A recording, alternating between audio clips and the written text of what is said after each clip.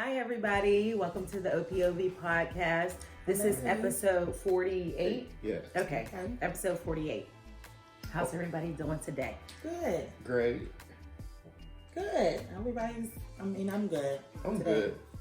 Yeah, I'm good too. I took my elderberries today. I'm feeling alive. Are you? That's good. That's good. Good. I think I'm slowly turning into one of those people I used to not like. As this morning I got up and made some muffins, but they was like oatmeal, and then you smash up some bananas, like they didn't have no flour, and so they're supposed to be like healthy, and then you use almond milk, and so I was like, Super dry. no, it was actually really moist. Good. Was Yeah. it good? Yeah. Okay. Yeah, it called for chocolate chips, so that helped sweeten it up some too. So Chocolate chips and banana. And the banana, like when you use healthy like recipes, they usually ask you to put like a banana in there for sweetener, not necessarily for taste. I mean, it kind of did taste like banana bread with chocolate chips. That's what I was thinking. I think the cake using applesauce instead of oil. You know how it calls for a little bit of oil in like the box mix or whatever. Have used applesauce, and you can't even tell the difference. And it's still like I feel like it's That's like so much. good. That's so much healthier. Yeah. Yep. I'm gonna have to try that. Yep. Instead of using the oil, use I don't know if I would applesauce. do it on like a chocolate cake. That I might do it on like a pound It cake works. or something. Like Yeah. that. It works. I have to try I that. don't want to taste apple in my chocolate. So, did you guys have a good week? Yeah. I think everybody's week was mixed with emotion. Yeah. Definitely. Besides that, Yeah. I had a was that okay week. It was Yeah. better than last week, so Mm-hmm. that's always a plus. Yeah. Yeah, I think for the most part I had a decent week. So What you guys do? Anything? do nothing this week, just work. Basketball game, you know, just trying to take a nap. Trying to take a nap during the week. That don't ever work out, but yeah. Yeah.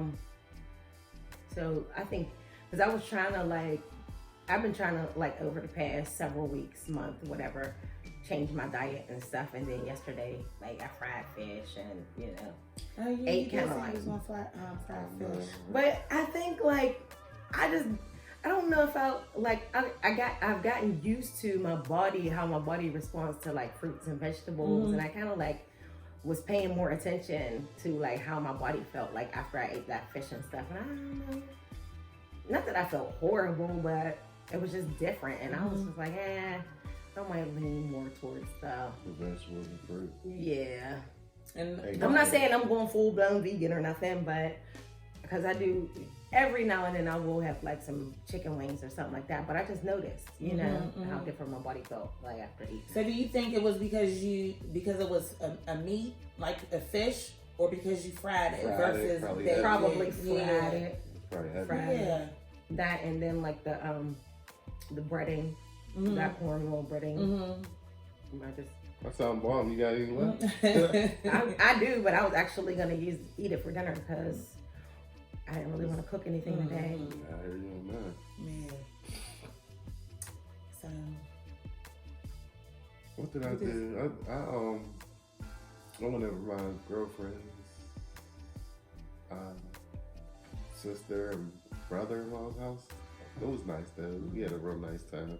He's a sheriff for Pittsburgh PD.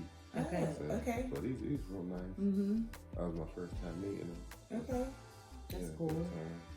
The vibe was good. They wasn't giving you the side eye. No, he's Okay. real cool. No, her sister loved me, but he's real cool. Okay. They live up in North Hills. Okay. Real nice house. But he's somebody who just want to retire and get out though. It ain't like he's a super cop or anything like that. Right. But, I had a good time over there, and then just the week, just working all week. I don't know. I think I opened myself up. I think I'm gonna try to get me a new gig or something. Really? Yeah. Yeah.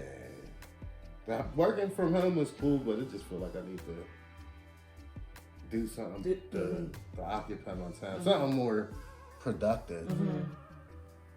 I just had this conversation with my coworker about working from home. Like, it sounds good. Like, I want to do it. Like, you know what I'm saying? But I don't know if I would be disciplined to do that. Like, you know what I'm saying? Like, from where I was working at and to where I'm at now is a huge change for me.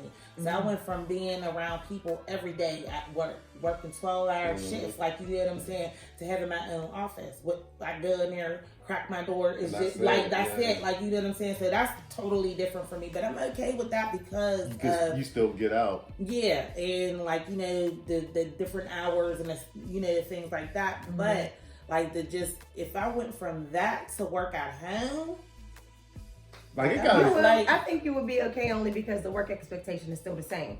Like, even though I do go in a couple times a week now, like, I still enjoy working at home better. But and please know that at the end of the day, when it comes to anybody you work for, it be about them numbers. So if the numbers ain't right, then your work at home privilege is going to be taken away. And so, you know, I think it's better for like work at home, like work-life balance, because like if I have appointments, I can get to them faster versus having to bad weather, bad weather. And then, like, you know, if I'm on a break, I can throw a load of clothes in the washer or, you know, do something around the house versus that's what I think about. But then I'm talking about on the aspect of getting up every day, like, you know what I'm saying? Like, I know I'm not gonna get up every day and do my hair and get, like, you know what I'm saying, like all of those things that I do. See, I still do that just because that wakes me up. See, that's what my coworker was saying. Like, you know, her sister, that's what she would do. Still get up, with her makeup on, like, you know what I mean? Because it wakes you up, it'll get you.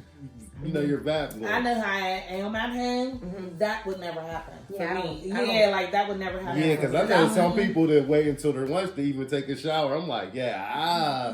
Well, I usually take a shower at night, especially now since I've been trying to go to the gym. I definitely take a shower before I go to bed. So when I wake up in the morning, it's just basically wake up and work. It's cool from the outside looking in, but after like 3 years of doing it, it's like. Also, I think me going in a couple times a week breaks up the monotony too. Yeah. Just for some people, not everybody. Like, you know, I think I'm maybe in the future, but just like not right now. But let me. I think if I worked from home and did different things, it would be different. I do the exact same thing every single second. So y'all feel like that's the problem. Yeah, because I work on different things throughout the day. So maybe that's it. Sound like a robot. Yeah, I sound like a robot all day, every day. So need to do something else. Yeah, so I can't believe it's February 1st already. I know. January flew past. We was trying to bounce back from the holidays and just get, you know, back. It's always like January for me is like a blah month, like, you know. So it's February 1st, and I feel like we are sliding through this winter without any significant snowfall. So which like is strange. Is it kind of scary? You know what I mean? Because that's what we're used to. Like January being like just Pittsburgh winter anyway. You know? Excuse me, and to not have no, bad winter. Yeah, because even like last year we didn't get a lot of snow, but we did have some really, really cold days. But this year we haven't even had like any like super duper cold days that I can think of. I think there was like 1 week we had like real bad weather, but other than that, it's been cool. I'm not complaining. I'm just saying. Yeah. You know, I'm complaining the ice caps. That's global warming. Yeah. So do y'all want to talk about O.P.O.V now? Because I know that's like the major thing that happened in everybody's life this week. One of the major things with everybody, even if you weren't a sports fan, it impacted you in a way. So where were you guys at when you heard about it? I was actually at a football boosters meeting, and we the ladies and I were at Eaton Park. So one of the other ladies, she had got a phone call. It was a what did you call it? Yeah, FaceTime, and the person on the other end was like screaming in the phone like, "Oh my God, where you at when you coming home?" And she's like, "Wow, what's wrong with you?" And she was like, "A Kobe died." She was like, "Who?" Like, you know, and she was like, "Kobe Bryant."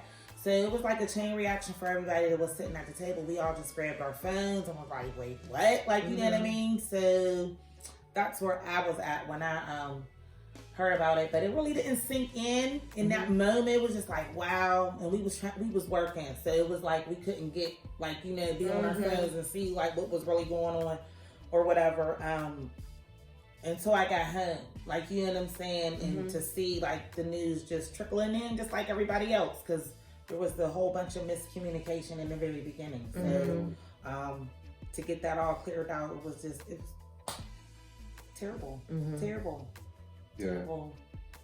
I was on my girlfriend's couch, and I guess when it first came in, she seen it, like with the TMZ alert. And then we was trying to get on the web, because nobody else was reporting it. So we was trying to get on their website. It was just so busy that you couldn't even get on the website. And so then, I mean, you could see the little, when you go to Google, you know, the little page from TMZ saying he died or whatever. But it just kept getting sadder and sadder once you start hearing how many people, the little kids that was on there, and it just was like, man, this turned out to be way worse than just Kobe Bryant. Right. And then it's like, I was saying earlier, it's weird because you see, like, when you read off the names, you'll see like the dad is a parent, and then the one name was like, you can see he had his 2 girls on there with him. And then Kobe had his daughter with him, and then another parent had their kids. It's like so many people was entrusting their life in that pilot's hand, and they didn't successfully complete the mission. Right. That's sad. Yeah.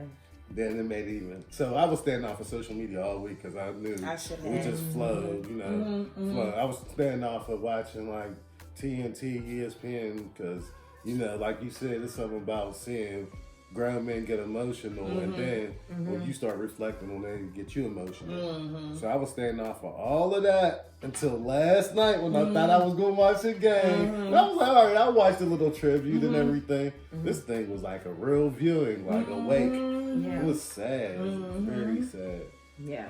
Yes. So I still ain't watched a Shaq interview, none of that. Okay, yeah. I try to stay away from all of that.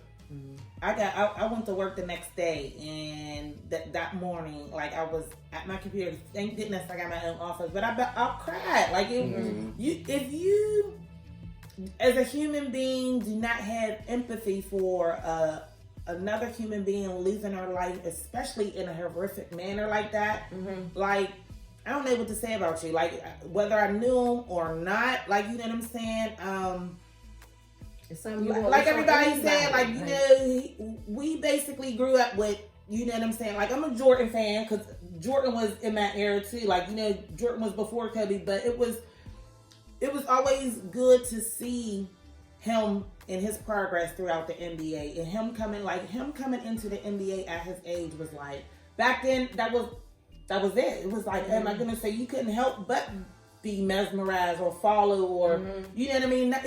Not even if you were not a fan, like, you know what I'm saying, just of what he did, what he accomplished. So I think I started respecting more after basketball, because I wasn't a Kobe. Like, I like Kobe as a player, but I wasn't a Laker fan back then. As far as I couldn't stand him, but as far as what he was doing, his work he was doing after, like helping all the players out, and then coming out with his kids' books and just tutoring and going overseas and being an ambassador and like helping people out a lot. That to me, I like that part of him more than the player.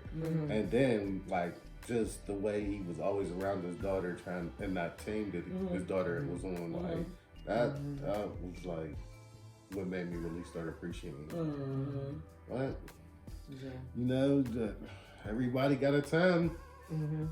I know I was out Planet Fitness when it happened, when I found out. And I was on the elliptical, and you know, I usually have my music to get me hyped, to get me in mode. So the music's in my ear playing from not Amazon, but they still have the monitors up there where they have ESPN and all that stuff up there. So when it popped up on the screen, I think I read it like 5 or 6 times because I didn't understand what they were trying to say. Like it was just like, what are they? What does that mean? Like register. Yeah, but then I'm like, slowly you see it popping up on other screens too, and then next thing you know, it seemed like, and I don't know if it seems quite coincidental that everybody was done with their workout, but before I knew it, I looked in front of me and there was like nobody in front of me except for the employees like running the vacuum. Everybody cleared out the gym. Yeah, it was like, wow.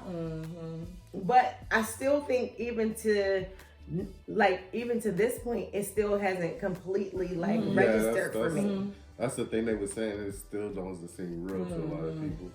It's like the first time I cried was this morning when I was watching the memorial from the game last night on YouTube, and you know, I'm watching it and everything, and people are saying what they're saying, but I didn't cry until they introduced all the players as Kobe Bryant. Like, I was like...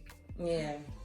I feel like it's been a rough week for everybody, especially the husbands, the brothers, you know what I'm saying? Like, the dads, like, you know what I'm saying? And just people, like, who, like we were, just spectators, like, you know what I'm saying? Looking at him from afar. Like, everybody had emotions this week about him. And if you did keep up with the media and all the outlets, there was grown man after grown man after grown man emotional about this other grown man. And there was white people, black people, Hispanic people, like, you know what I'm saying? Asian people, everybody had the same emotion about this other human being, like other human beings.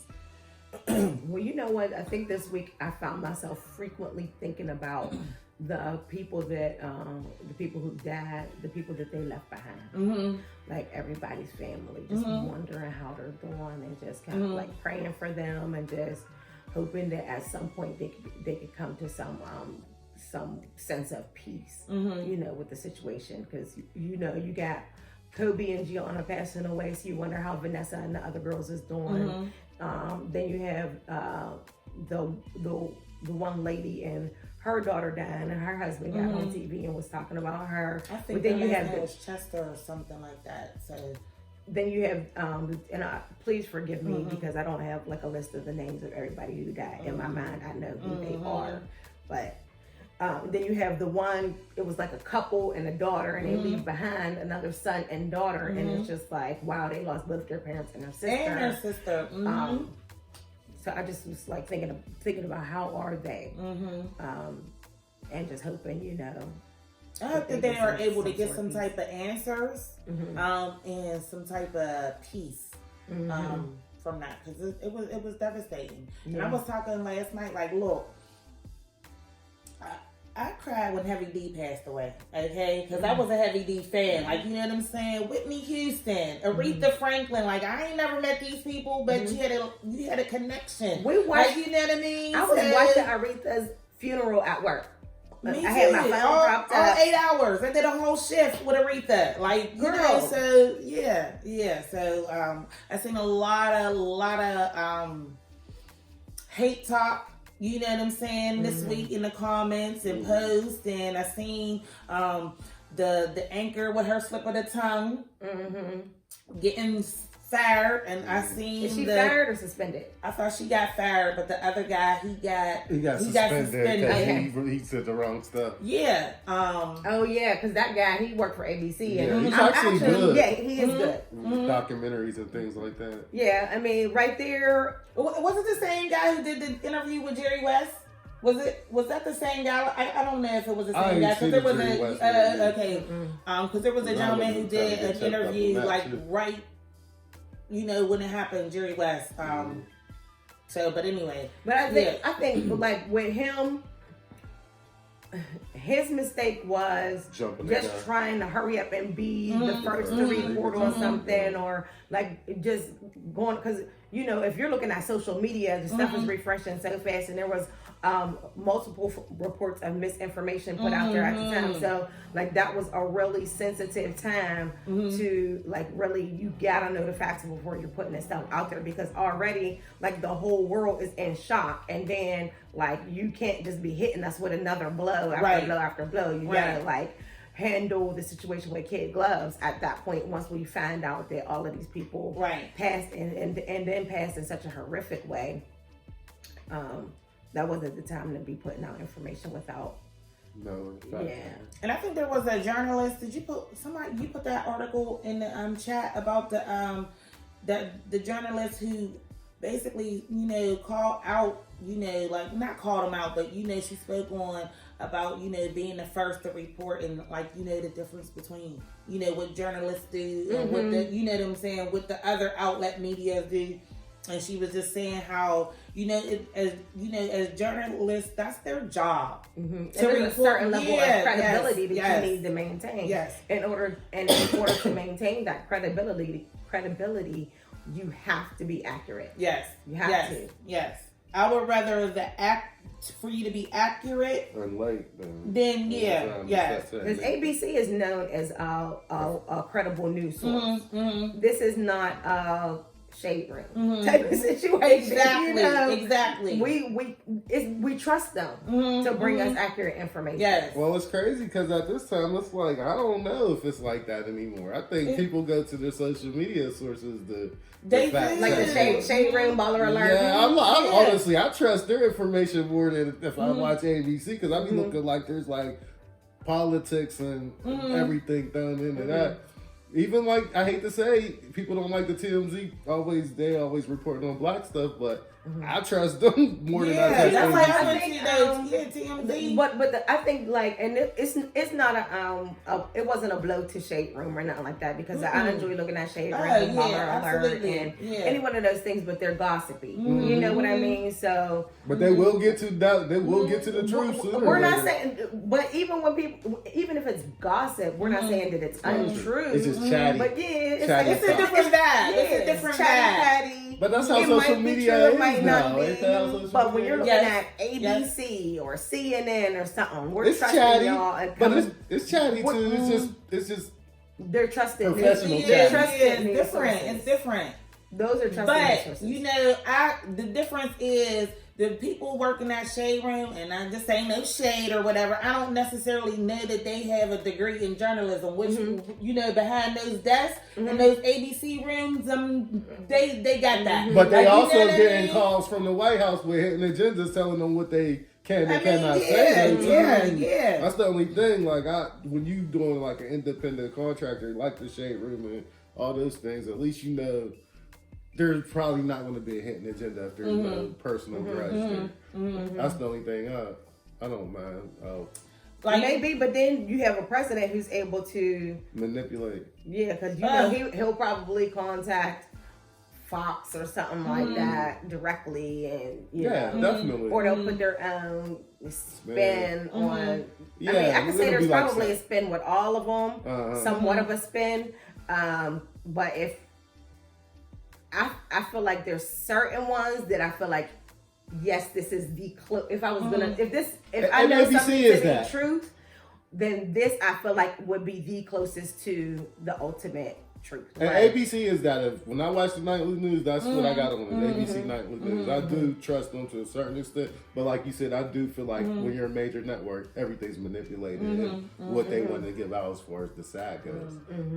But I don't. And let me get this straight. I don't go to the shade room for my information. I really do go to like probably Google and TMZ. Right. That's probably all my information. So what do you think is because one thing that somebody said to me, well, not to me, they didn't say it to me, but one thing that I was reading was like somebody was saying like, when it comes to like reporting stuff like that, if TMZ is reporting it, usually it is true.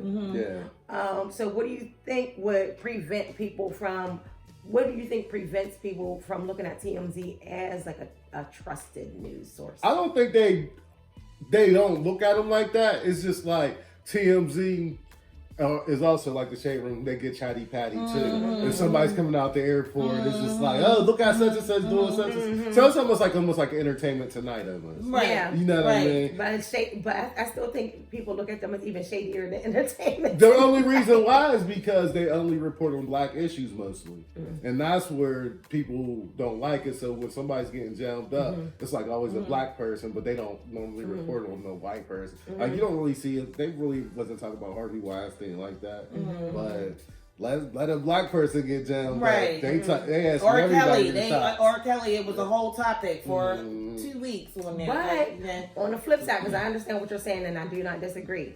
But can you look at it a different way and look at it like what's driving?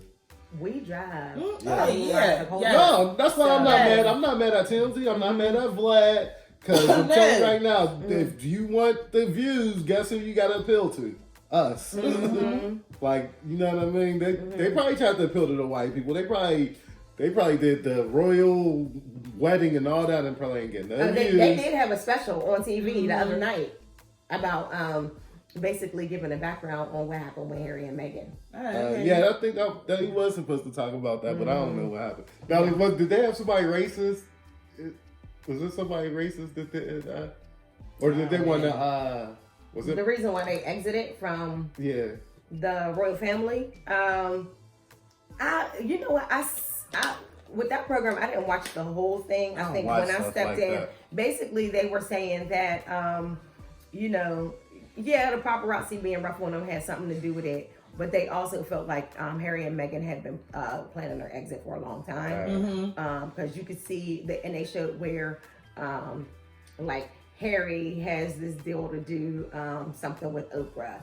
And that's been in the works for a minute. Then you see Harry talking to Bob Iger at the Lion King premiere, talking about how his wife does voiceover work. So it's like you're an unofficial agent for your wife trying to, like, set up this stuff. So it's like, you know, they need to come to the States. You know what? I didn't even mean to deviate from Kobe because there's some other stuff that I wanted to say about it. The one thing that I felt like was really distasteful is for people to be coming out and talking about those rape allegations.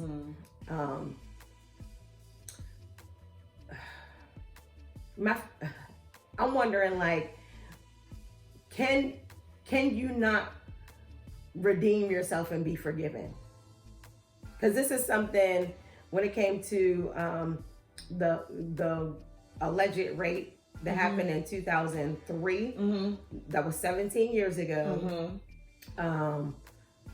Which he never was convicted. He wasn't. The charges were dropped and they did settle out of court. We know something happened in that room at that hotel. I'm not sure what. I'm not even gonna say what I think, but the one thing that I know is that we haven't heard anything as far as sexual misconduct or sexual assault about Kobe Bryant since then. I think at the time I was looking at him with the side eye, like when he did that press conference and it was like, okay. At that time I was looking at him with a side eye because I was like, okay, you're getting in front of these cameras. Saying whatever it is that you need to say. But then comes almost 17 years later, now it's like all these years later, like what we like to say is that the best apology is change behavior, and I think he's done that. But the same people that's talking like that about the rape is the same people who always say something about when a black gets shot by the cops. Like, what were they doing? They should have been listening to the cop. You know what I mean? They always say something. And the fact that he was a kid, he had just came into the NBA. Like, you know what I'm saying? He just came into a little bit of, you know what I'm saying? Like, there was so many, you know what I'm saying, circumstances at that point. So whenever that happened and the charges got dropped, it was just like, okay, like, I already assumed in my mind what could have happened that evening, because if I was, again, and I'll keep saying it, if I was raped or sexually assaulted or whatever, I don't want your money. I want you in jail, because that's, you know what I'm saying? So there ain't no drop or whatever, like, you know what I'm saying? So I just assumed that He was young. Like, something happened. Mm-hmm. Like you said, something happened, but he was a kid. Best apology, change behavior. Mm-hmm. And then, but what does one have to do with the other though? Like, I don't understand. And that was like why I was so disgusted with why it was brought up. It didn't have anything to do with it. Like these families are grieving. Right. Vanessa just lost a husband and a child, and for you to be just so heartless. Well, that's what he get. They like yes. that's crazy. Like, yes, that's so crazy to me that people think like that. That's almost like the people remember back in the day somebody would get stoned for robbing somebody, and everybody in the crowd would be cheering that they got stoned. That's how that feels. Like, I just feel like these outlets and these people who are saying these things, they could have said that stuff whenever he, scored the most points, or whenever he won all the back-to-back championships. But nothing which I equals death. I ain't hear nothing until, like, No. you know what I'm saying? Like, that stuff happened 17 years ago. I'm just now hearing about it again. Like, because even when he won like the Oscar or the Grammy and the Oscar and stuff like that, nobody come out and say anything. I didn't see anything. I didn't see anything. Right. Really, you know what was interesting to me that because I sent y'all a link in our group chat. I thought like it was kind of interesting that Time magazine, they would allow somebody to write an article about that and publish it. Like, oh, okay, so it was the article. I watched the video. The video was nice though. no, there was a woman who wrote an article. Did you read the I read article? the article, Okay. and when you said video, I was like, I don't know what video you talking about. No, there's a video at the top. It's like a whole timeline of Kobe Bryant's like accomplishments. I was like, okay, the video's nice. I was like, I don't know why y'all talking about the article. Was talking about I skipped past the video. I seen that, but I thought it was like an ad or something. So I just scrolled past that. But I read the article. Oh, see, I didn't even know there was an article. I just hit play as soon as I. Because the video was real nice. Well, that is really it misleading. Didn't have anything about any type that of is really, what the video was misleading. I mean, for you put up the link and there was a video and an article. I didn't watch the video. Yeah, the video but is it's like conflicting.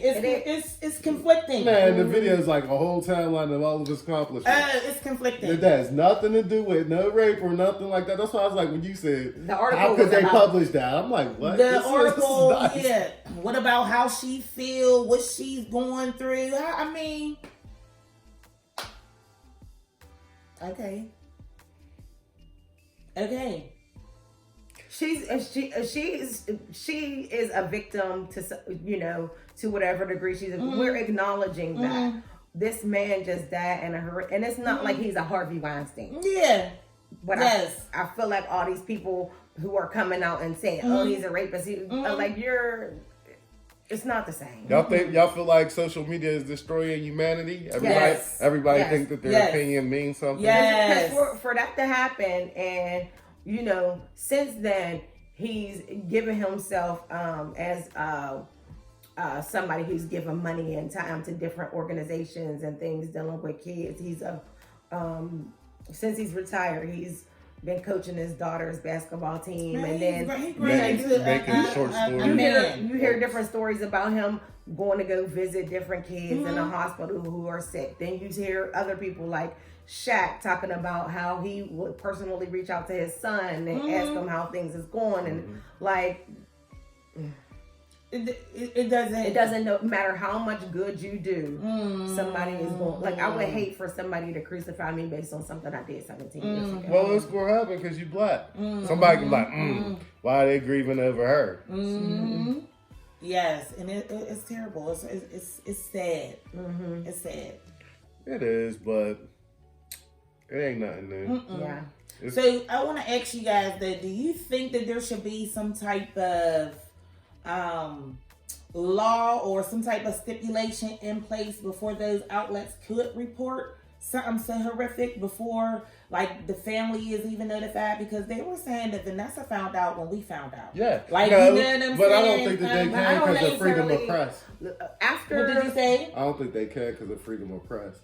Like, if you know something, you can report it. But if it's an outlet like TMZ versus an outlet like ABC, or there's no difference.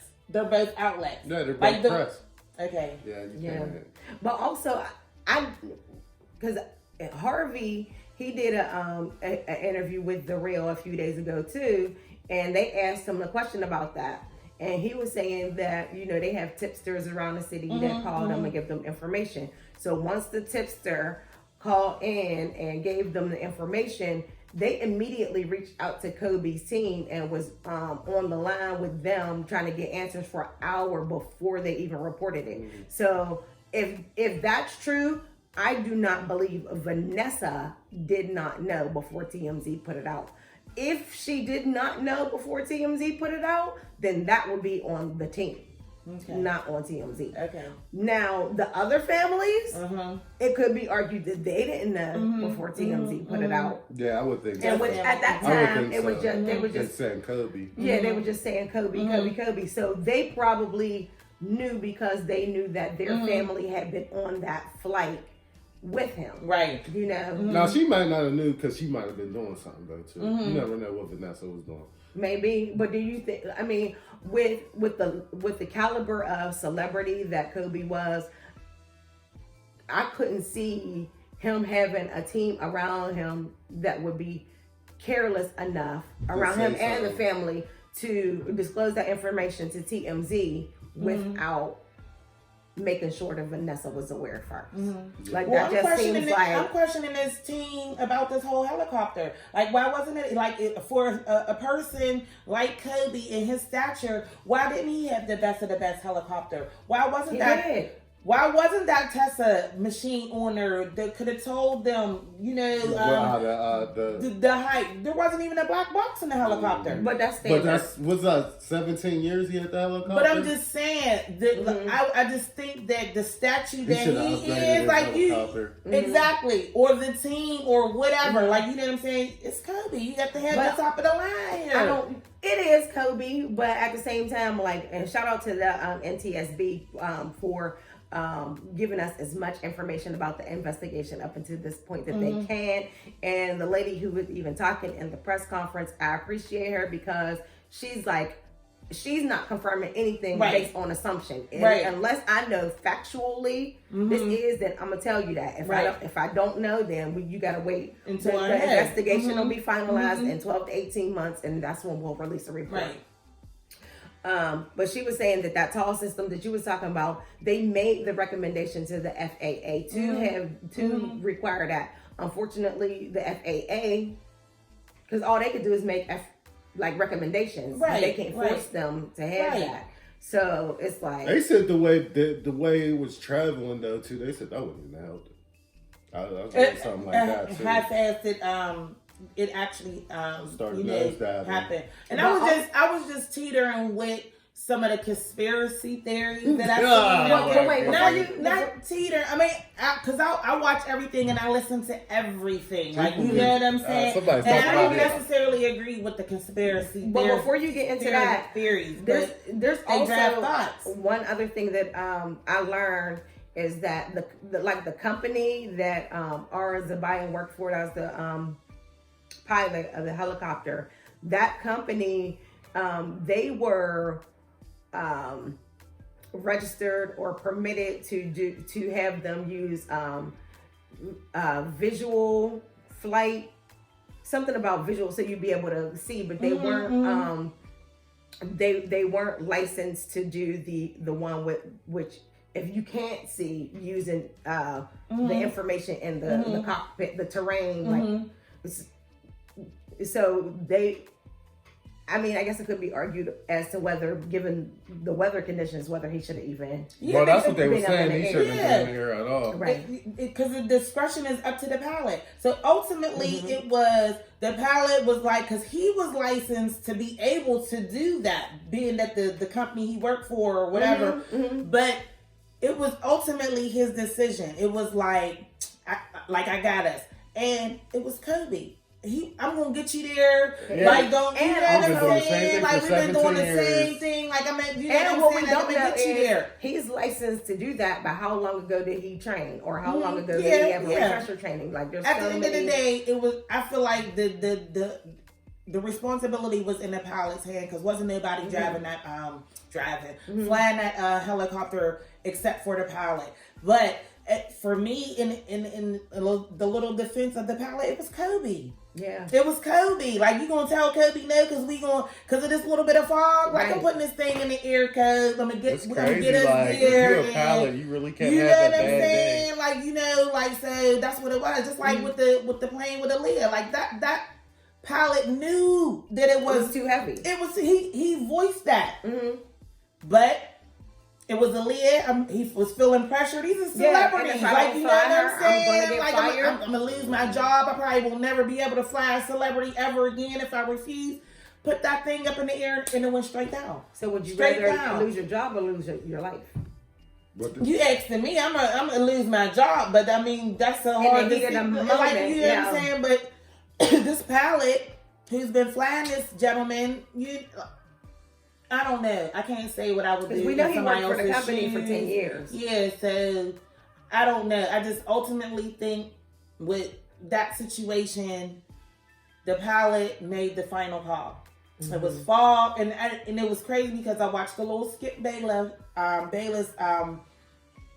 He's down in Miami, and his wife called him, and he was like, "I'm thinking my wife was calling me about a picture I posted, but she was calling to talk about the fog and how foggy it was that morning." And he said, he just was like, "Why was she calling to talk about the fog? Like, it's fog," and she was just like, "I never seen it." Like, so it was literally that foggy. Well, they said that there was planes that was delayed because of the fog. The LAPD. police, they canceled. Like, you know what I'm saying? So it was a lot of things that was going on. That's what I'm saying. Like, ultimately, the pilot was like, I got you. And then because I think I was watching somebody.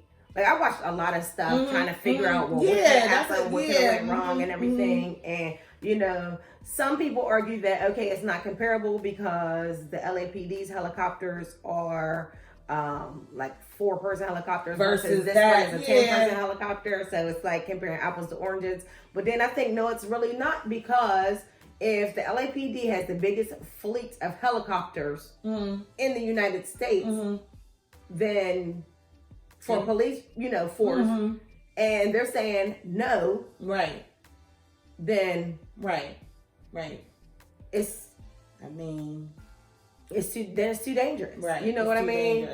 And even when you talk to people or listen to people who had accounts after the fact, everybody was talking about just how crazy foggy it was. And then I think back to maybe a couple months ago when it was like super crazy foggy here, and it was. I went outside and I was like, "Is something on fire?" Like, it was like just as soon as you look out your door, you could only see like maybe a couple feet, and that was it. Right, that was it. Like, I was literally looking out my window in my door, and I could not see my car, which was right. You know what I'm saying? Like, right there. We drove in it. It was crazy because you realize how those.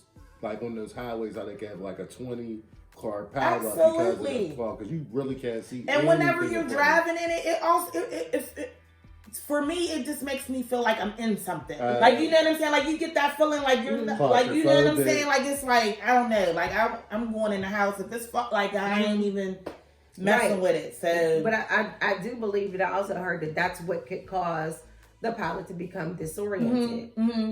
So they're off like your equilibrium or something.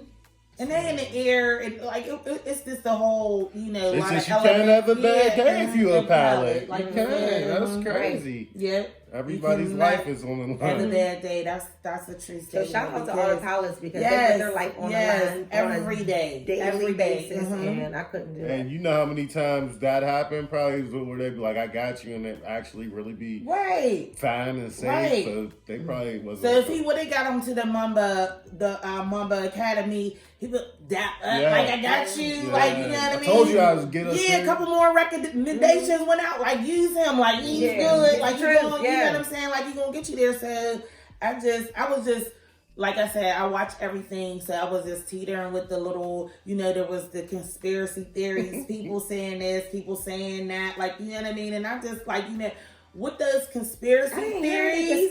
It was something about the date and everything. Did you hear that one? I was like, man, I'm done. Don't The talk to me date about this. and how, he was about to be maybe own the Lakers. Like, he had too much power. Like, just, like an Illuminati type. Just the basic things that people say or whatever. But with all of those things, when they be saying it just makes me think more into the situation or how people would think. Like, that's crazy. Like, you know what I'm saying? But I always like to play with it, like, well, what if? Or that could be. I can't talk to people like that because because I'm like, y'all are thinking too far into it. Yeah. Mm-hmm. But that was just So like how it was just an accident.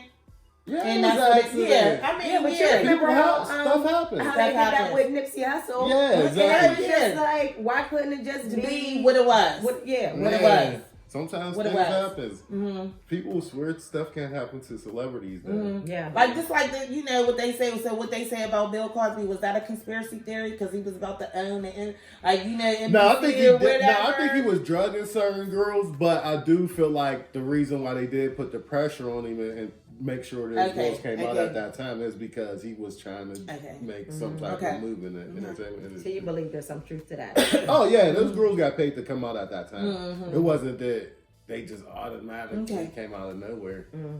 Even for them to know that he would still be able to get charged for certain things is weird to me.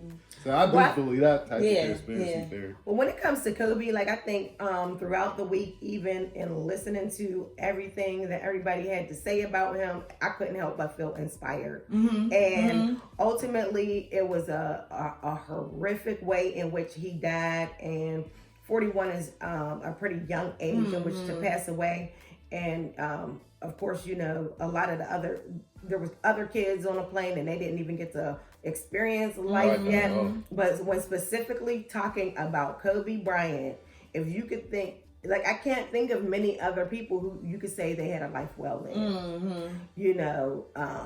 He had such a super strong work ethic, and he when he was playing in the NBA, he wanted to be the best, and that showed in his work. How hard he worked, how hard he practiced, eat, sleeping, and breathing the game, and just putting your all into it. And then, and then on top of it, making provision to be able to be a good father after retiring, getting into children's books, and then their basketball winning the Oscar, and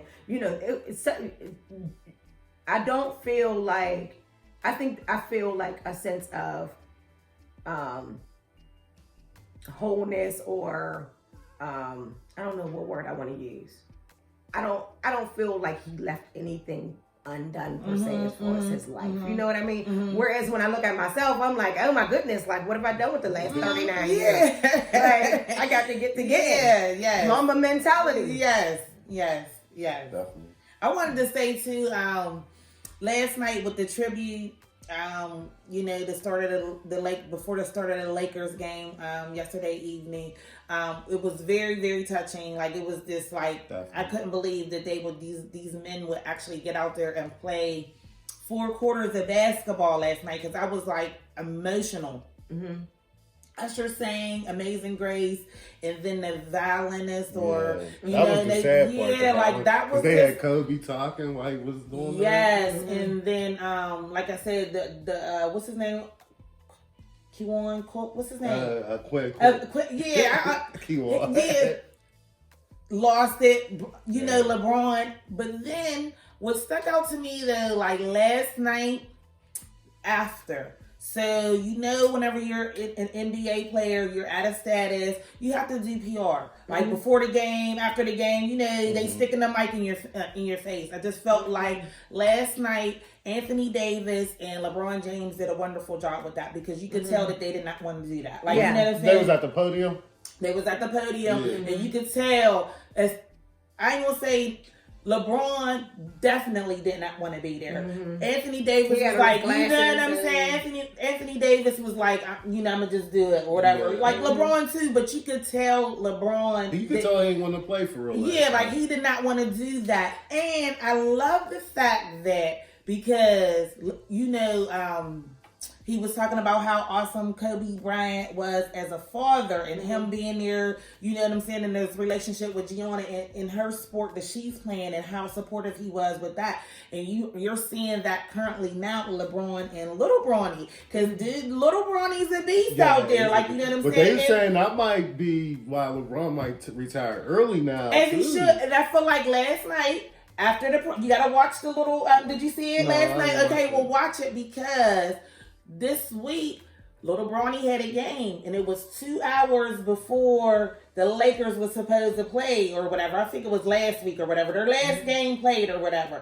So, but LeBron was at Bronny's game. And then he went back. And then he went to the Sixers, and they got killed. And they lost. So people was saying shit about that. He went to the game. But last night, shots was fired. He said, yes, I was at my son's game. Okay. And he played a hell of a game. And do I regret that we lost? No. And I'll do it again. Like, you know what I'm saying? Like, that's my son or whatever. Is too precious. Like, yeah, he was like, oh, that was a twisted eye. He was like, man, let me get out of here before you say too much. Like, you got it was over after that because they were like, you know, they gave him flack for that. Like, that's his son. Like, you know what I'm saying? Like, he just get Belichick to say something. Like, come on now.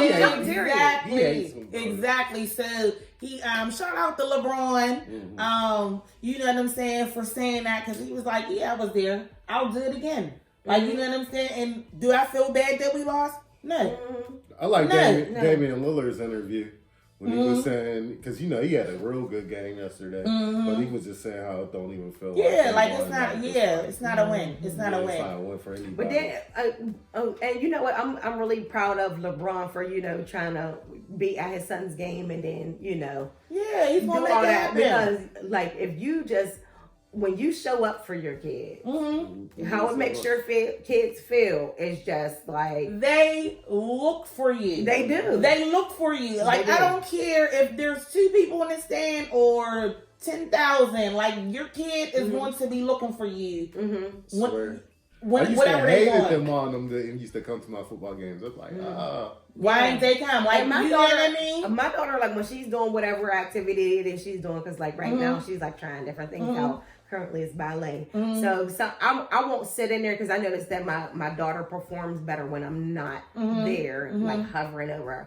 But I'll leave and then come back and then I'll quietly like stand outside the door. As soon as she sees me, she'll just give me the thumbs up. They look for you. Yeah. And especially if your kid is doing something out there on that court or out there on that field. Like, did you see that? Yeah, you're not going to miss that. Like, I don't care who you are. If you LeBron James, Kobe Bryant, or the average Joe Smo whose kid go to the local high school. Like, you're trying to see that. So, So, but because they have the statue that they do, you know what I'm saying? It's hard for them. And that's what he was saying. Like, throughout Kobe and Vanessa's whole marriage, she shared him. Like these last couple of years, she just had him to herself. Like she had to share him with the NBA. Like, you know what I'm saying? And it's just unfortunate that now he's gone and she just had that little bit of time.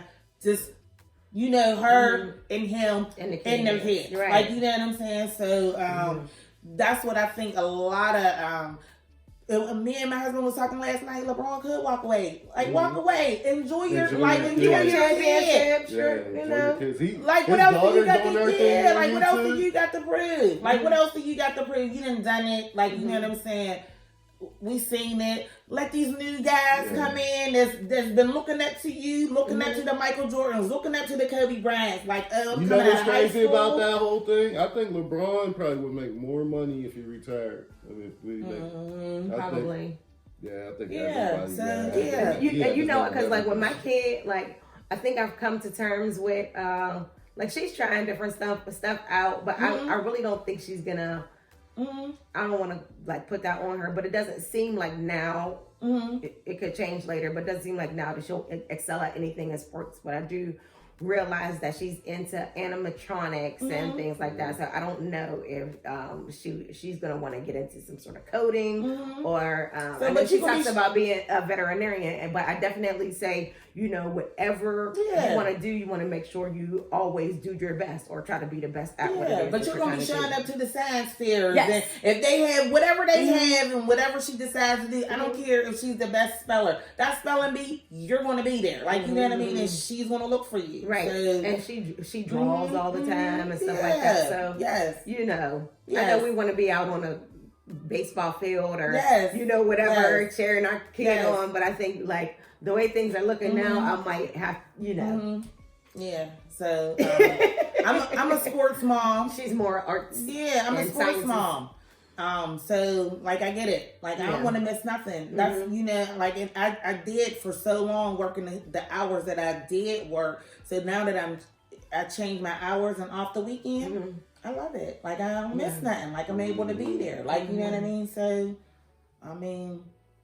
People are selfish though, you know. All we get, like as fans, that all they can do is see is the win. You know, you don't think that these people are actually human beings who have children who have to be there for their kids, right? You know, right. So because I mean, there's a lot of people who they resent their parents for not being present. You know what I mean? Well, a lot of parents resent themselves for not being in their kids' life, especially if they got to be on the road. You see that a lot with a lot of musicians. They'll say that they missed that time because they was torn instead of raising their family. Yeah. Yeah, I mean, you'll hear a lot of people saying that their dad was always at work and they don't even like really, I mean, they were in the home, but they wasn't really present in there.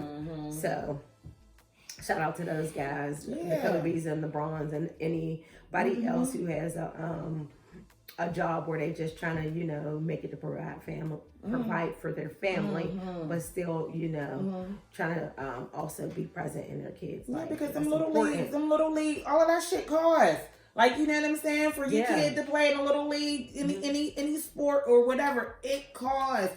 Even once they get to the high school level, it still costs because you got to buy a little extra and then you traveling all around the map. Like, you know what I mean? It costs. So you got to work. You got to try to balance it. So if you are able to balance it and attend, shout out to you. Yeah. You know? So, yeah, well, I know I wanted to kind of like switch gears because Kobe pretty much was the news all week long. All week. But one thing that I noticed was being talked about was how Terry Crews didn't have Gabrielle Union's back as far as the whole debacle with America's Got Talent. So, you want to talk about what happened or? It's just basically like you said, she looked out for him when he was going through his little scat. And so when it came down to her, even if you don't have her back, you don't try to make it seem like she's crazy. She don't know what she's talking about. Like you could just say that her truth is her truth and it didn't happen to me, but I'm supportive 100%. Yeah. You know what? Acting all weird. I think because she spoke out and had something to say in support of him when he said that he was sexually assaulted by it was a talent agent or something like that. So then now they're employed by the same show, America's Got Talent. Gabrielle Union was let go by the show because she allegedly complained too much about the culture behind the scenes with there being certain things going on as far as racism and sexism. Which she didn't even come out and say it. It was I want to say her assistant came out and said it. Okay, and then she just confirmed it. Yeah, she just confirmed it. Okay. But yeah, then Terry Crews, I guess he was asked the question. He I think it was a couple of different interviews that he had where he was just talking about you know, they have a diverse culture on the show, and that wasn't his experience with them, and basically discrediting her. His statement is kind of like discrediting what she was saying, and I felt like being that this is how she felt and this is why she feels like she was let go, and there's still currently an investigation going on into her claims. The least he could have did was like, you know what, there's still an ongoing investigation. I don't have anything to say about that right now. I think he must still just be employed by NBC. That's all. He's the host. Yeah, that's all I got out of that. Yeah. And it's just sad because one thing that you want to do as a black male is have the black females back. But could you go wrong with saying like, I'll choose not to comment on that right now? Like no. Yeah, Or just comment on that, period. I think that's the better route to go. Mm-hmm. Yeah. Like, don't say nothing versus saying something. Like you know I'm what not I'm privy saying? to any of this. You know what I mean? Last night, LeBron and Anthony Davis was asked about that logo change. And they did not touch that. And I don't know, it's because, like, what we came to was they are employed by the NBA. Like, you know what I'm saying? So they're not saying that. And as soon as the question was asked, they shut it down. And you seen Anthony Davis look straight over. Whoever was back there behind those cameras must have been over there like this or whatever, because his head. Him and LeBron James both looked over. Yeah, because then they looked back and LeBron James was like, I'll answer. Like, I don't even know. Like, I don't know what's going on with that. Like, yeah, because if LeBron endorsed it and put it in the air, then that would be it's going to pretty much pressure the NBA to change it too. So if that's what he was. Yeah, it was something that they didn't even touch. Anthony Davis didn't open up his mouth. What LeBron said, it was like, I ain't seen nothing about no petition or whatever. Like, I don't know what's going on with that. Next one. Like, you know what I'm saying? Like, it was just that. Like, that was a nice little fun fact. I didn't even realize this week prior to all of this happening that the current logo is Jerry West. I didn't know that. And then Mr. Basketball. Yeah, Mr. Basketball. Because I don't know anything. Like, but I think it should be Jordan, though. Yeah, this is exactly. That's the conversation we had last night too. This like, is my first introduction, and it's so sad that because I'm not into sports. This is my first introduction into Jerry West, and even finding out any sort of background about him, I had no idea, and he was super shook up, and it was really sad watching him even talk about what happened in his relationship with him and everything. But he said I feel like gonna be the same. Yeah, but if they were to change it from Jerry West, I feel like that would be appropriate to change it. Not to Kobe though. You change it to Jordan. They were saying that they can't. What? Change it to Jordan? Yeah, they can't change it to the Jordan Jumpman. No, it don't have to be the Jumpman, but it should be something else. Something else. Like, it could be something else. I love Kobe, like, as far as a human, but if they should have been changed the logo. If they was going to change it. Jordan changed the game. He's the reason why the NBA is popular. But I don't know, like, what copyrights or what ownership in that Jordan has over his likeness or anything like that. So I know that from what I heard, from all of the stuff that I was listening to, they were saying that they couldn't because of. I mean, I know they probably can't do the Jumpman. I know that's but I think that they could come up with another type of logo. Yeah, maybe depending on what he has ownership of, or you know. Because the verbiage might say something about any sort of likeness cannot be used in, like, I don't know. But my only point in saying that was just the point of that LeBron and Anthony Davis they are employed by the NBA. So instead of them throwing anybody under the bus or saying some shit that they gonna get backlash, like Terry Crews could have did that as well. He's still employed by them. But then he doubled down though. That's the thing that made me mad. Like, Terry Crews, why are you doubling down and talking about the only person that matters is your wife? Like, he must have tried to talk to Gabrielle Union. She was like, let me call my husband, Dwayne.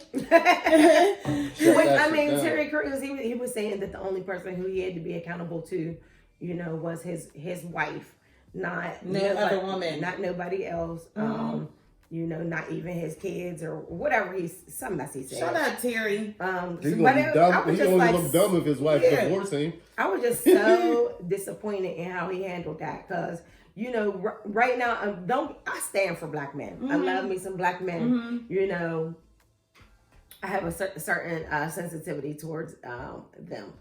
And I feel like a lot of black women are support. And I think, you know, I've heard in the past that sometimes we tend to be too loyal. But I don't really understand anybody saying if somebody is too loyal. That just doesn't make any sense to me. Either you're loyal or you're not. Yeah.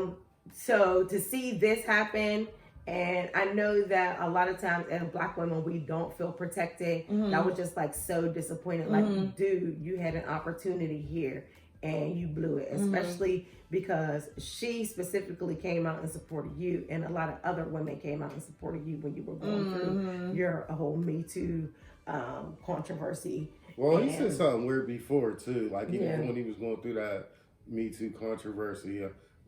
Terry Crews don't speak for Black men. That's the one thing we don't. We y'all traded him. Traded him in. He never was on the same page with a lot of the Black people. He never was on the same page with. You know what I mean? But it's sad too because I think a lot of Black men feel that way about Terry Crews as far as like what he be saying and things like that. But they just let him be because he's another Black man. You know what I mean? But you know what though?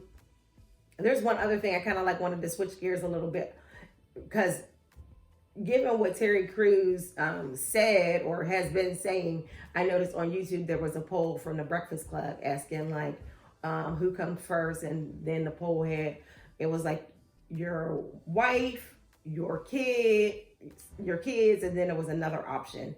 But I found it interesting that at that point, a lot of the people who answered, it was like 65% of people said that their kids come first. Well, because you can't divorce your kids. You need to be there for your kids and guide them through life. Marriage can be rocky. I mean, of course, when you take those vows, your wife is supposed to come first. But marriage can be rocky. So definitely, you need to show some type of care for your, like, as far as making sure your kids are first. Does that make sense? You want to eat him up or you want me to? Say no. Y'all put y'all's kids first, right? Okay, listen.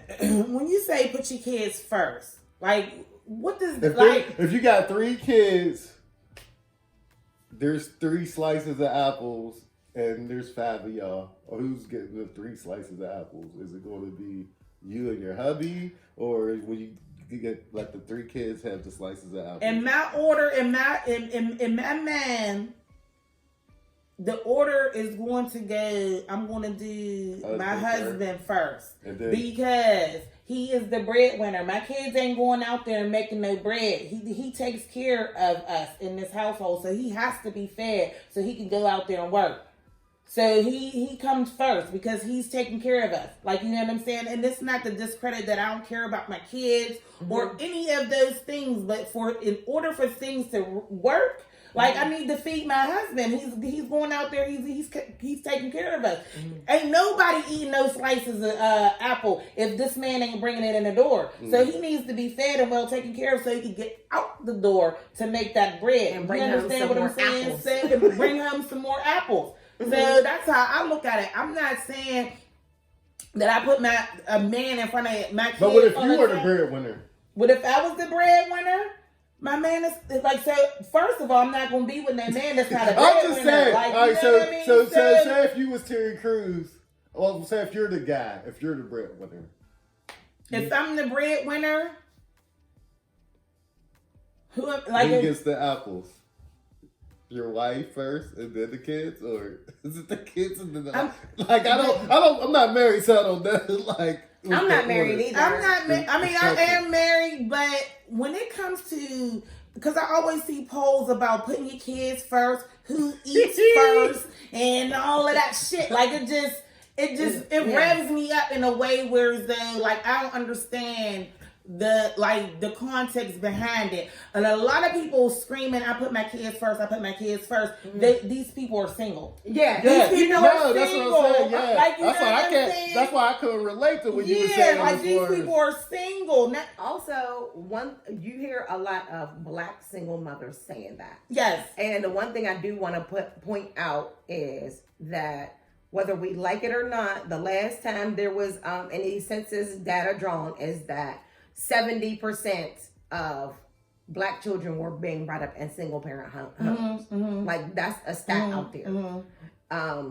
So wouldn't that lead you to at least think we're doing something out of order. Mm-hmm. You know what I mean? For the majority of our children So to put be me brought first. out. I want that apple first. But see, I think like I mean, you gonna get and that this is- apple first. but you know what though? I think like with us, if you don't put your kids first, that doesn't mean that you're abusing your kids or you're neglecting your or you kids. And I care think, any like, less about them. Like it doesn't make no sense. But from my standpoint, like I have to be good. My cup has to be running over, and I gotta be full for me to be able to pour into my kid the way I need to pour into my kid. And I feel like as even when I do get a husband, I want to make sure that we're good because we both love these kids. So if we're both good and we're both full, these kids is going to be good. They're going to be good. And then ultimately too, like if I'm a single mom and I got kids and I'm in the dating world and it starts to get serious or whatever. But my significant, the person that I'm dating, they might feel slighted or that might be a deal breaker because that he's constantly seeing me, oh, well, my kids, like, you fall back here. Like, I want to live this life with you. Like, I see my future with you. But anything that comes up with my kid, I'm blinders to everything that you got going on. You're going to feel some type of way about that, especially if they're not your kids. Like, you know what I'm saying? Because in your mind, we're building together. I guess I'm different because I don't feel that way, though. I don't feel that way. I don't. I really don't. Because I'll get in where I fit in. You don't feel that way because I feel like somebody who's like that attached to their kid. That's what I'm saying. Like, I don't think you feel that way because your girlfriend makes it a point to prioritize you. You know what? And it is a balance because I'm not just going to cancel the stuff. Like if my daughter has a ballet recital, I'm gonna need to tell you she has a ballet recital. Right. But if me and you have plans together, I'm not gonna say, oh well, my daughter needs me to read her a bedtime story, so I can't go. Because my kids come first. My kid come first. Because my kids come first. I mean, it don't gotta be something that stupid. I mean, because that's what I'm saying. As far as if you gotta do something with your kids, I ain't gonna be like, well, we were supposed to go to dinner. Like, no, go do whatever you gotta do with your kids. And that's what see, here's another thing too, that when it comes to people, just people in general, you could say all of that, my kids come first, my kid come first, my kid come first. But when you actually love somebody, you will prioritize them.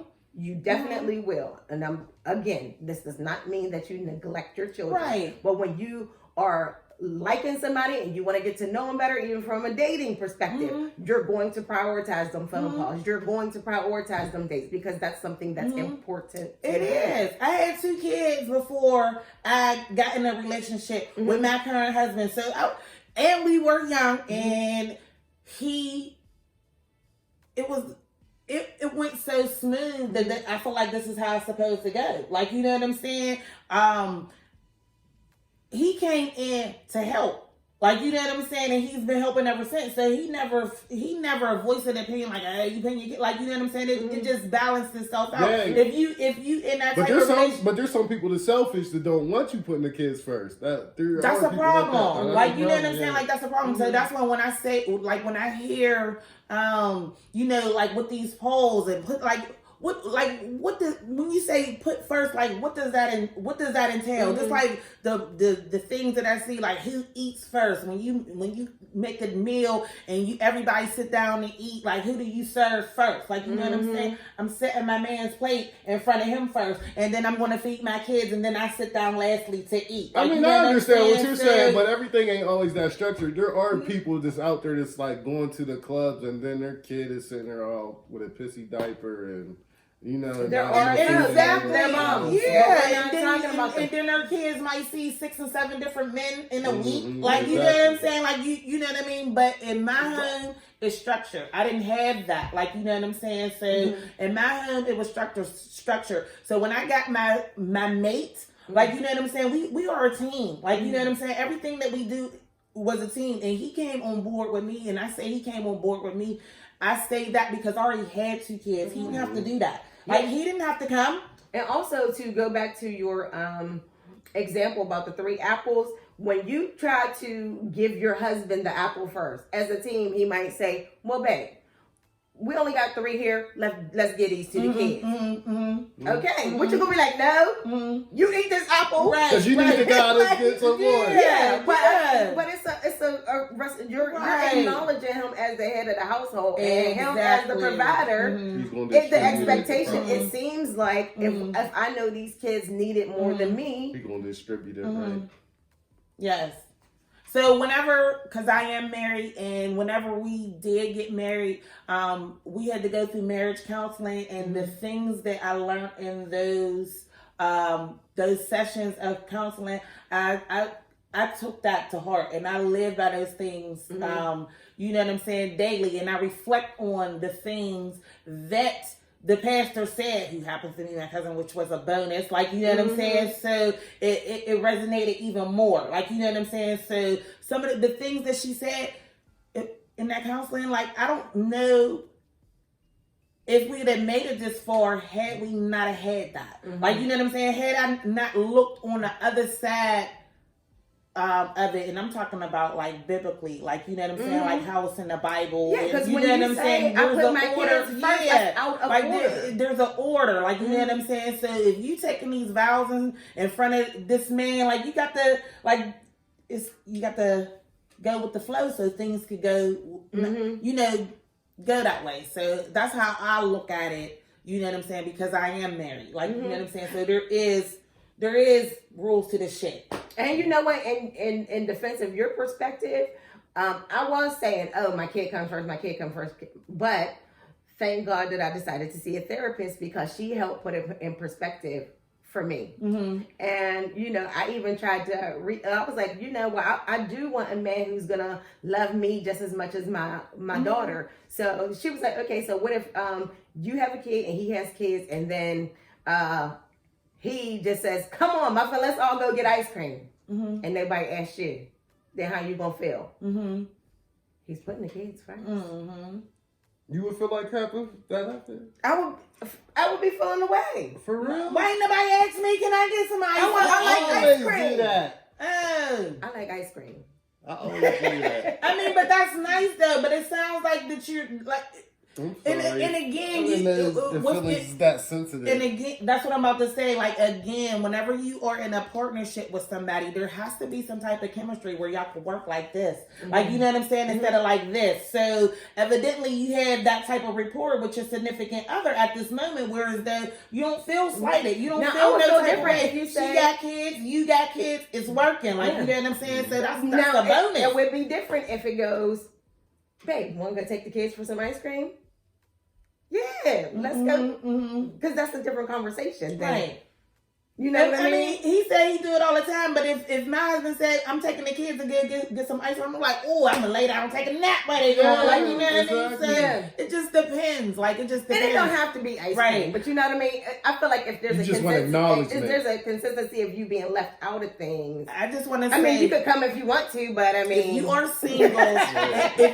single, and you have the mentality of your kids come first and you're going to put your kid before any man, you probably will be single for the rest of your life. I'm just going to say that. Like, you know what I'm saying? And another thing about putting your kids first and your kids this, your kids that, like, that's why they feel so entitled today. Like, I feel like, you know what I'm saying? And that's not why we have kids. Like, you know what I'm saying? Or any of that thing. Like, they're not entitled to shit. Like, they're kids. Like, you know what I mean? So, I just wanted to say that, like, and it's not that you don't love your kids, and you know what I'm saying. And it all comes to back to the word being submissive in a form, like, you know what I'm saying. So, like, all of those things play in order, and they play in line. So you have to, if you want to be in a successful relationship, somewhat. You have to compromise, and you have to, and that's funny that you bring up the word submissive, because everybody treats it like it's such a horrible word. But I mean, I feel like people are looking at it like the woman's job is less than, or it's not as important. But it's all about reciprocity. You know what I mean? Like, okay, you're looking at your man. He is the provider and the head of the household, but your job in the home is equally, some will argue more important. You know what I mean? as far as to help the house function, Exactly. the household function in a certain way, it's a reciprocity thing, and I want women to get out of that mode of thinking to where if you are submitting to your husband, it means that you're less than, or you got some type of power taken away from you, or because there's so much power when we embrace our femininity, and what's funny? What's funny? Something is funny. Something's cracking you the hell out. Why are you? No, I need you to tell me why you're laughing, because I don't think there's nothing funny. You're not laughing? I'm laughing. I'm laughing just because. Go ahead. I'm just listening to you. Y'all vibing right now. Yeah, about this. Mm-hmm. Yeah. I mean, I think we're vibing because we both kind of have similar thought processes around that. Even though she's married, I'm single, but I do want to get married one day. I mean, the reason why I laugh because it feels like I'm listening to like a TD Jakes. Well, I want to go. I don't want to come off preachy because I just think that like we put stuff out like as a society that's completely wrong, and then we look at the stats and wonder why they are how they are. You know, and I like to see black love, like, you know what I'm saying. Like, I like to see the couples. I like to see the man out there supporting his girl, the girls. Like, I like that. So I want everybody to have that. Like, I want everybody to share. You want that. everybody to have it? I mean, you don't. No, it wouldn't be special if everybody had it. You right. But I mean, all my loved ones. My loved ones. I want some people don't deserve to be loved. Who are you? We talk about this. We can't. Who are we to say what somebody else deserves? Yeah. You know. Yeah. Well, I don't think that certain people should be loved. Okay. It's the same thing, Toph. Okay. Well, but yeah, I like black love, and I like to see all my girls, with they boos and boo that. But I mean, I think it speaks to like if a man feels like he's not needed in a certain situation, then my kids come first, and whatever. What does that mean? What does that mean? I was about to say something crazy there. But if I think about it, like if I'm always playing second fiddle over here, even in a dating situation, I might end up moving on to somebody else because I just don't feel like you're prioritizing me, and I'm not important to you. Right. I mean, go ahead. Say what you was gonna say. He said eating that. Why? I understand now. Just from the point of view of a woman. Your thoughts and feelings are important to me. I don't have any. Like I said, I get it where I fit in. I'm pretty easygoing. If a woman is about her kids, I feel like that's more attractive to me. And as far as, like you said, as long as we're not butting heads, we're agreeing on a lot of the same issues, I don't mind it. Because I'm so self-sufficient, I don't need to become first. I mean, now as far as if I was married, I know that there's an order and structure. But as far as, you know what I mean, I'm good with, like you said, if she want to take the kids to the playground, cool. I got the TV to myself. I'm gonna watch TV. Right. But just to go off of what you're saying, if I see a man who digs that about me, because I am, I'm a really good mom. I feel like I'm a really good mom. If somebody, it's about reciprocity. So me recognizing that about you is gonna make me want to prioritize you. You know what I mean? Yeah, I've never had an issue where I feel like I was being slighted. But like if somebody, I never was selfish to the point where if we did have dinner and you couldn't find a babysitter and we couldn't go to dinner, like I'm not gonna be sitting up here upset. Right. Yeah, so I don't know. But any other? No, I guess we kind of like went off real quick, huh? Yeah. I was like, man, let me not say the reciprocity. I was like, this is TDJ. For real, I think everybody, a lot of people are so selfish that we forget about the whole give and take type of, one of the. If you want to look at it from a spiritual standpoint, like God is love, and one of the best ways of showing love is through giving. So giving of your time, giving of yourself. But that's just me. Yeah. Who are we? Are we? The O.P.O.V. Yeah. That's just my point of view. All right. All right, y'all done? Yeah. Episode 48. All right. Thank you all so much for watching. Please like, comment, and subscribe. Love you guys. Bye.